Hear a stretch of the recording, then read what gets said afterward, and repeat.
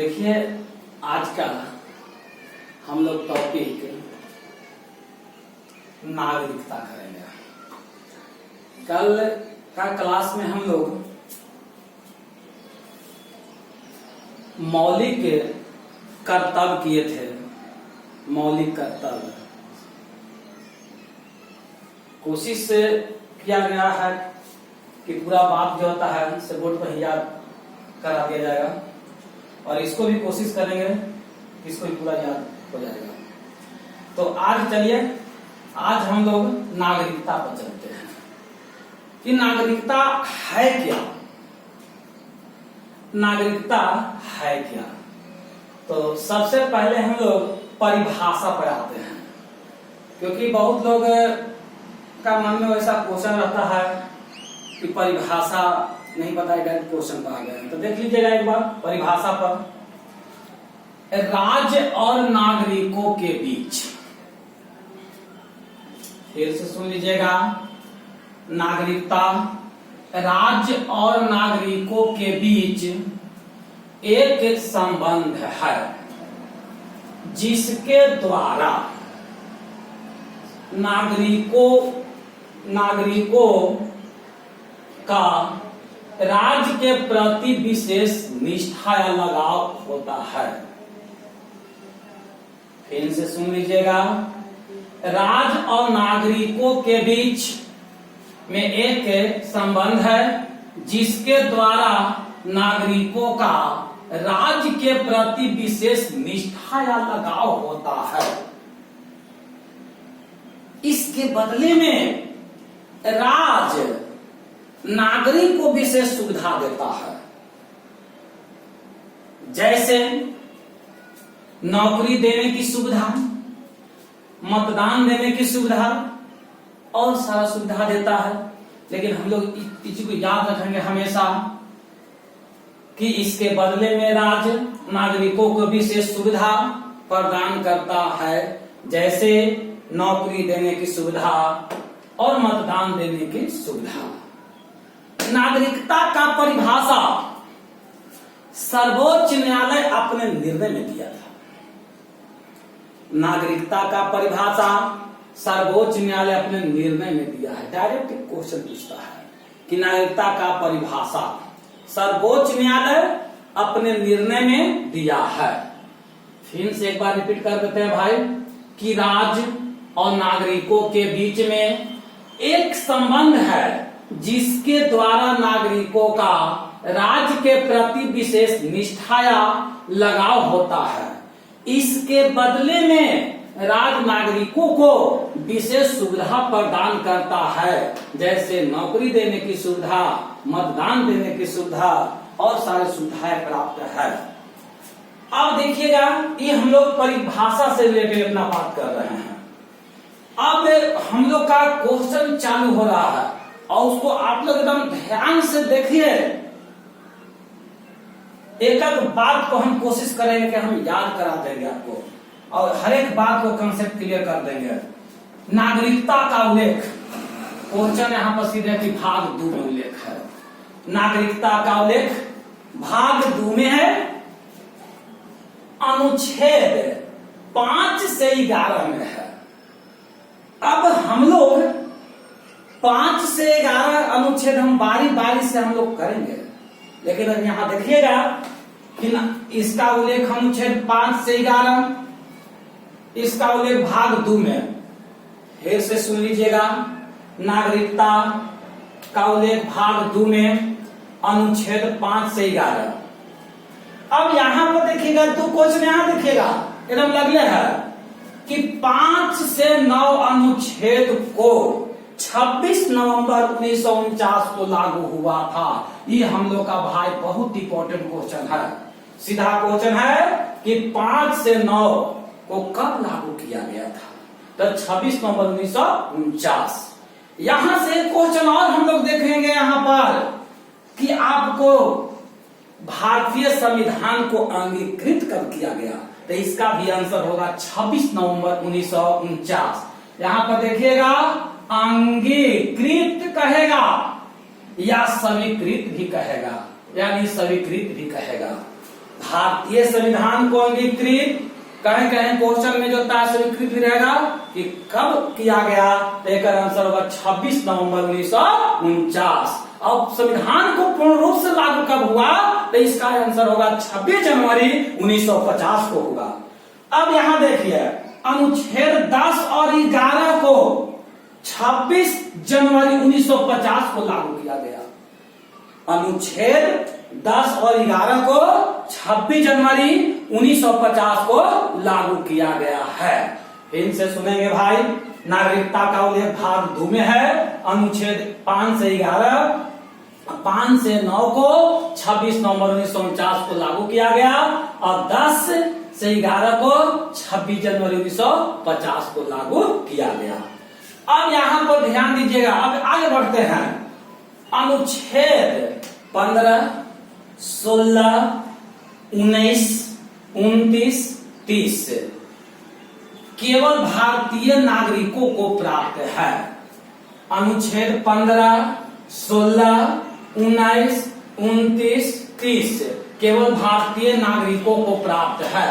तो इससे भी क्वेश्चन आपको पूछेगा। कैसे पूछेगा? इसमें से 4 को दे देगा, अब एगो इसमें से नहीं देगा, कहे कि इनमें से कौन नहीं है।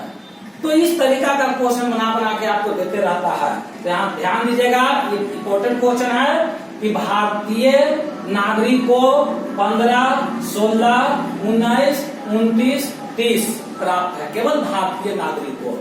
आगे बढ़िएगा, यहाँ पर ध्यान से समझिएगा, एकल नागरिकता और दोहरी नागरिकता।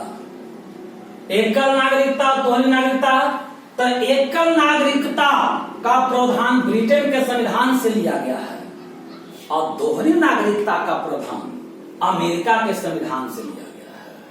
तो आता है क्वेश्चन में कि एकल नागरिकता का उल्लेख इंग्लैंड बोलिए या ब्रिटेन बोलिए, इंग्लैंड के संविधान या ब्रिटेन के संविधान से लिया गया और दोहरी नागरिकता का उल्लेख अमेरिका के संविधान से लिया गया है। अब आगे हम लोग बढ़ते हैं कि नागरिकता कई तरह से प्राप्त होता है। तो ध्यान से समझिएगा, नागरिकता अधिनियम 1955 में लागू हुआ था। 1955 बहुत इंपॉर्टेंट है भाई। भारतीय नागरिकता अधिनियम 1955 में पारित किया गया था। भारतीय नागरिकता अधिनियम 1955 में पारित किया गया था। अब इस अधिनियम के तहत नागरिकता 5 प्रकार से प्राप्त होता है। बहुत इंपॉर्टेंट क्वेश्चन। इस अधिनियम के तहत नागरिकता 5 प्रकार से प्राप्त होता है। तो नागरिकता अधिनियम कब चला? तो 1955 में। नागरिकता कई तरह से दिया जाएगा? तो 5 तरह से। अब देखिएगा, बारी बारी से हम लोग देखेंगे। पहला, जन्म के आधार पर। जन्म के आधार पर। तो अब इसके बारे में हम लोग देखेंगे। वैसा व्यक्ति या वैसा बच्चा का जन्म भारत सीमा के अंदर हो, उसको नागरिकता जन्म के आधार पर दिया जाता है। फिर से सुन लीजिएगा, जब कोई बच्चा का जन्म भारतीय सीमा में हुआ है, उसका नागरिकता जन्म के आधार पर। जब कोई बच्चा का जन्म भारत सीमा के अंदर हुआ है, उसको नागरिकता जन्म के आधार पर। यहां अपवाद है 2, राजदूत और आतंकवाद। राजदूत और आतंकवाद का बच्चा का जन्म अगर भारत सीमा में हो जाएगा तो यहाँ का नागरिकता उसको नहीं दिया जाएगा। तो हमेशा याद रखिएगा, राजदूत और आतंकवाद। फिर से सुन लीजिएगा, जब कोई बच्चा का जन्म भारत सीमा के अंदर हो जाता है तो उसको नागरिकता जन्म के आधार पर मिलेगा। अपवाद में 2 को याद रखेंगे, राजदूत और आतंकवाद के बच्चा अगर जन्म हो जाएगा तो यहाँ का नागरिकता नहीं मिलेगा। अगला बढ़ते हैं, वंश परंपरा से। वंश परंपरा से हम लोग करते हैं, वंश परंपरा से वंश, जेकर हम लोग वंशानुगत भी कहेंगे, वंशानुगत भी बोलेंगे। तो जब कोई बच्चा का जन्म भारतीय सीमा से बाहर हो जाए, और उस बच्चा के जन्म के समय माता या पिता में से कोई भारत का नागरिक हो तो उसको नागरिकता वंशानुगत या वंश परंपरा से दिया जाता है। फिर से सुन लीजिएगा, जब कोई बच्चा का जन्म भारत सीमा से बाहर हो गया है और उसके जन्म के समय माता या पिता में से कोई भारतीय हो तो उसका नागरिकता वंश के आधार पर दिया जाएगा। अगला देखिएगा, नंबर 3, पंजीकरण से। तो पंजीकरण से, तब पंजीकरण में यहां 5 वर्ष तक लगातार रहना होगा। तब पंजीकरण से किसको किसको दिया जाएगा? अब ध्यान से समझिएगा, विदेशी महिला जो भारतीय से शादी करे तो उसको नागरिकता पंजीकरण से दिया जाता है। विदेशी महिला जो भारतीय से शादी करे, भारतीय लड़का से शादी करे, उसको नागरिकता पंजीकरण से। राष्ट्रमंडल देश के नागरिक को नागरिकता पंजीकरण से। तो अब देखिए, राष्ट्रमंडल बहुत लोगों के समझ में नहीं आता है। राष्ट्रमंडल है क्या? वैसा देश जेकरा पर इंग्लैंड का अधिकार हो या कब्जा हो, तो वैसा देश को हम लोग कहते हैं राष्ट्रमंडल। अभी राष्ट्रमंडल में 54 देश है। क्वेश्चन है कि अभी राष्ट्रमंडल में जो होता है कुल कितने देश है, तो आपका 54 देश ही क्वेश्चन भी है। तो राष्ट्रमंडल देश के नागरिक अगर वो चाहेगा कि हम भारत की नागरिकता प्राप्त कर लेंगे तो उसको नागरिकता मिलेगा कौची से? पंजीकरण से। अब आगे बढ़ते हैं, अप्रवासी भारतीय। तो अप्रवासी भारतीय को नागरिकता मिलता है पंजीकरण से। तो अब यहाँ पर क्वेश्चन है कि 9 जनवरी से 11 जनवरी तक भारत में प्रत्येक वर्ष अप्रवासी सम्मेलन होता है और 9 जनवरी को अप्रवासी दिवस मनाते हैं। हम लोग का क्वेश्चन है भाई, एकदम ध्यान दीजिएगा इसको। 9 जनवरी को सीधे रहेगा कि अप्रवासी दिवस कब मनाते हैं, तो 9 जनवरी को मनाते हैं। फिर से देखिएगा, पंजीकरण में 5 साल रह पड़ेगा। विदेशी महिला जो भारतीय लड़का से शादी कर लेगा उसको नागरिकता पंजीकरण से। राष्ट्रमंडल देश के व्यक्ति या नागरिक भारत की नागरिकता लेना चाहेगा तो उसको नागरिकता पंजीकरण से। अप्रवासी भारतीय को नागरिकता पंजीकरण से दिया जाएगा। अप्रवासी भारतीय अप्रवासी सम्मेलन 9 जनवरी से 11 जनवरी प्रत्येक वर्ष मनाया जाता है और 9 जनवरी को अप्रवासी दिवस मनाते हैं। 9 जनवरी को अप्रवासी दिवस मनाते हैं। अब आगे बढ़िएगा, फिर से रिपीट करते हैं यहाँ पर कि भारतीय नागरिकता अधिनियम 1955 में चला। इसके तहत 5 तरह से दिया जाता है। पहला जन्म के आधार पर, दूसरा वंशानुगत, तीसरा पंजीकरण, चौथा देशीकरण। तो अब देखिएगा देशीकरण क्या है। तो देशीकरण में 10 साल तक रहे पड़ेगा। 10 साल तक रहे पड़ेगा। तो कोई भी विदेश की व्यक्ति जो भारत का नागरिकता लेना चाहेगा तो उसको नागरिकता मिलेगा आपको देशीकरण से। तो देशीकरण में कैसा? 10 साल रहे पड़ेगा। अगला है भूमि विस्तार।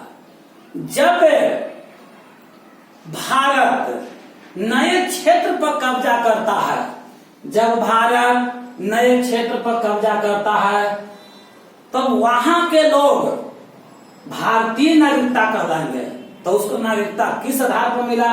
तो भूमि विस्तार। भूमि विस्तार। तो हम लोग का क्वेश्चन है कि नागरिकता कई तरह से दिया जाएगा, तो 5 तरह से दिया जाएगा।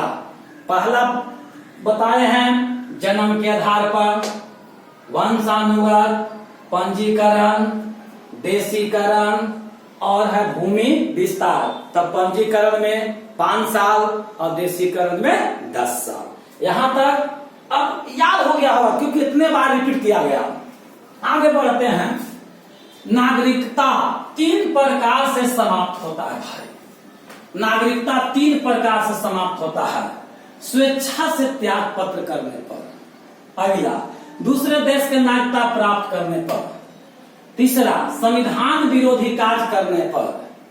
तो नागरिकता समाप्त होगा 3 तरह से और दिया जाएगा 5 तरह से। तो समाप्त होगा 3 तरह से। तो पहला, स्वेच्छा से त्याग पर देकर। दूसरा है कि दूसरे देश के नागरिकता प्राप्त करने पर। तीसरा है संविधान विरोधी करने पर। अब हम लोग देखिए यहाँ पे क्वेश्चन देते रहता है सेट उट में, तो ध्यान से समझिएगा कि 7 वर्ष तक लगातार दूसरे देश में रहने पर भारत का नागरिकता समाप्त हो जाता है। एकदम सीधा क्वेश्चन है। 7 वर्ष तक लगातार दूसरे देश में रहने पर नागरिकता समाप्त हो जाता है। तो नागरिकता, कोई भी अगर क्वेश्चन में कहेगा कि नागरिकता अधिनियम कब चला, तो 1955 में। नागरिकता अधिनियम 1955 के तहत कई तरह से दिया जाता है, तो आंसर 5 तरह से बताएगा कि 5 प्रकार से दिया जाता है। पहला, जन्म के आधार पर। दूसरा, आपको वंशानुगत। तीसरा, पंजीकरण। चौथा, देशीकरण। और 5वां आपका भूमि विस्तार। फिर यहाँ पर क्वेश्चन है कि विदेशी महिला जो भारतीय लड़का शादी करेगा तो उसको पंजीकरण से, राष्ट्रमंडल देश के नागरिक को दिया जाएगा पंजीकरण से, अप्रवासी भारतीय को नागरिकता पंजीकरण से, विदेशी व्यक्ति को नागरिकता देशीकरण से। तब पंजीकरण में 5 साल रह पड़ता है और देशीकरण में 10 साल। फिर से एक बार रिपीट कर देते हैं क्वेश्चन को डायरेक्ट हम लोग कि नागरिकता का उल्लेख भाग क में 2 में, अनुच्छेद 5 से 11, 5 से 9 को 26 नवंबर 1949 को लागू हुआ। 10 और 11 को 26 जनवरी 1950 को लागू हुआ है। अनुच्छेद 15, 16, 19, 29, 30 केवल भारतीय नागरिकों को प्राप्त है। एकल नागरिकता भारत में ब्रिटेन से लिया गया और दोहरी नागरिकता अमेरिका से लिया गया। नागरिकता अधिनियम 1955 में चला। इसके तहत 5 तरह से दिया जाता है और 3 तरह से समाप्त होता है। पहला यहाँ पर क्वेश्चन पूछता है कि नागरिकता कई तरह से दिया जाता है, तो 5 तरह से। कई तरह से समाप्त होगा, तो 3 तरह से समाप्त होगा। समाप्त होगा देखिए, स्वेच्छा से त्याग करने पर, दूसरे देश के नागरिकता को प्राप्त करने पर, फिर संविधान विरोधी करने पर। फिर है एगो नोट में कर दिया है जो हर समय देखते हैं सेट में आता रहता है कि 7 वर्ष तक लगातार दूसरे देश में रहने पर नागरिकता समाप्त हो जाएगा। तो देखिएगा दिया जाएगा 5 तरह से। जन्म के आधार पर, अपवाद में है राजपूत आतंकवाद, अगला है वंशानुगत या वंश परंपरा से, अगला है पंजीकरण, अगला है देशीकरण और 5वां भूमि विस्तार। तो हमेशा याद रखिए पंजीकरण में 5 साल और देशीकरण में 10 साल। अब देखिएगा भाई, अब हम लोग अब इसको करेंगे कि कौन सा अनुच्छेद में क्या वर्णन है। अब कौन सा अनुच्छेद में क्या वर्णन है, अब आगे हम लोग करते हैं, बारी बारी से लिखते हैं कि अनुच्छेद 5 में क्या वर्णन है, अनुच्छेद 6 में क्या है, 7 में क्या है, 8 में क्या है, 9 में क्या है और 10 में क्या है। अब देखिएगा आगे हम लोग बढ़ते हैं। अब देखिए हम लोग अनुच्छेद कैसे याद करेंगे सर, और अनुच्छेद याद करना भी बहुत काबिल का बात है। तो देखिएगा हम लोग कैसे याद करेंगे। एक बार पढ़िए, 2 बार पढ़िए, 3 बार पढ़िए, इतना बार पढ़ जाइए कि इसको एकदम याद हो जाए। तो अनुच्छेद 5 में क्या है, स्वतंत्रता के समय, स्वतंत्रता के समय नागरिकता दिए जाने का प्रावधान। अनुच्छेद कै में 5 में, फिर से सुन लीजिए, स्वतंत्रता के समय नागरिकता दिए जाने का प्रावधान कितना में, 5 में। अब देखिएगा 6, पाकिस्तानी व्यक्ति को नागरिकता दिए जाने का प्रावधान, तो इसका वर्णन कै में, 6 में। पाकिस्तानी नागरिकों या पाकिस्तानी व्यक्ति को नागरिकता दिए जाने का प्रावधान अनुच्छेद 6 में।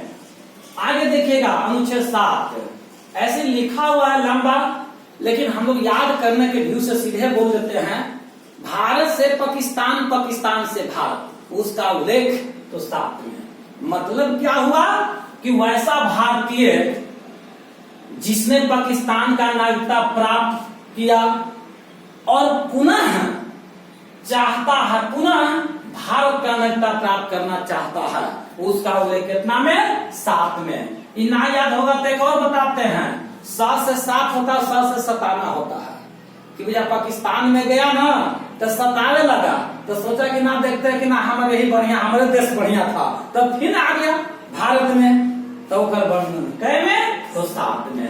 तो हम लोग वही याद करते हैं, यहाँ पर एकदम सीधे लिख देते हैं शॉर्ट में कि भारत से पाकिस्तान और पाकिस्तान से भारत, पाकिस्तान से भारत, इसको जल्दी याद हो जाता है। मतलब कि वैसा भारतीय जो पाकिस्तान गया, वहां का नागरिकता ले लिया, वहां लोग सताना चालू कर दिया, चाहे वहां और कुछ वैसा अच्छा नहीं लगा तो सोचा कि हम ना वहां ठीक था, तब फिर अगर पुनः चाहे कि हम भारत आए, तो उसी का वर्णन है कितना में? 7 में।